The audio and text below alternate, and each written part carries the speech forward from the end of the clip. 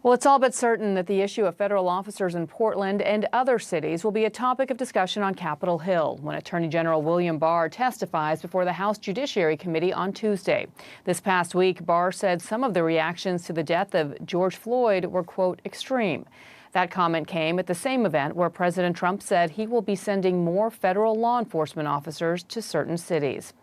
And that brings me to your weekend presidential brief with CNN national security analyst and my good friend, Sam Vinograd. Great to see you, Sam.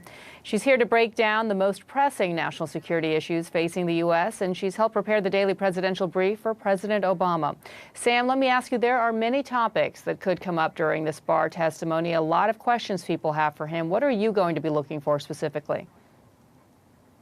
Well, Bianna, the Department of Justice is billing this hearing as a general oversight testimony by the Attorney General. But that's selling the intent of the hearing woefully short.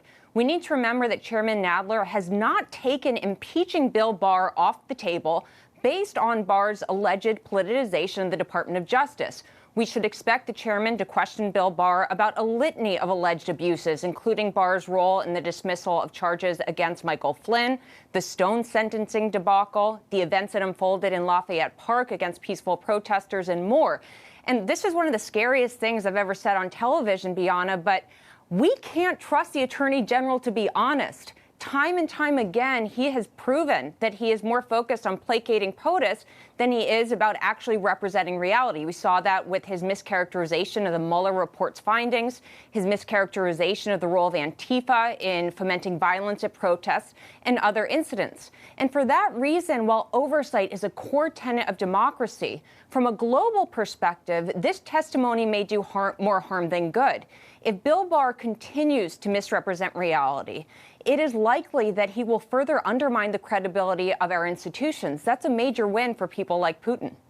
That is true. And today, speaking of Putin, today marks 100 days until the 2020 election, and it looks like deja vu.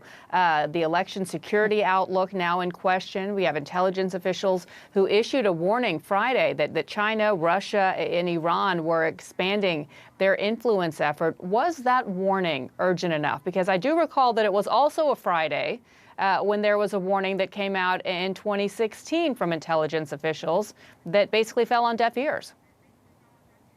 Well, the key takeaway from this intelligence warning is that Donald Trump has failed.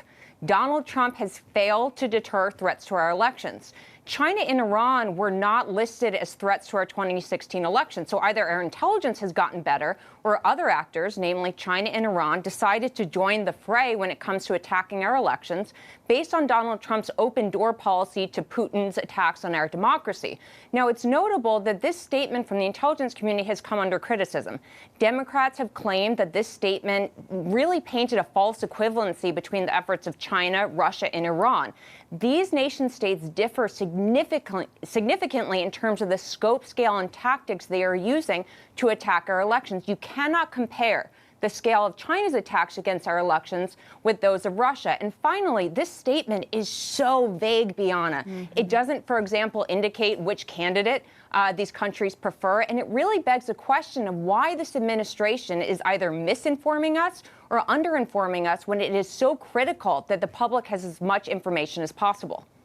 And we also know the president recently spoke with Vladimir Putin, and from their readouts, this wasn't brought up. The bounties on U.S. soldiers wasn't brought up as well. So a lot of unanswered questions. But I agree with you. These are very urgent issues. Samantha Vinograd, thanks for joining us. Great to see you. Good to see you. Have a great weekend.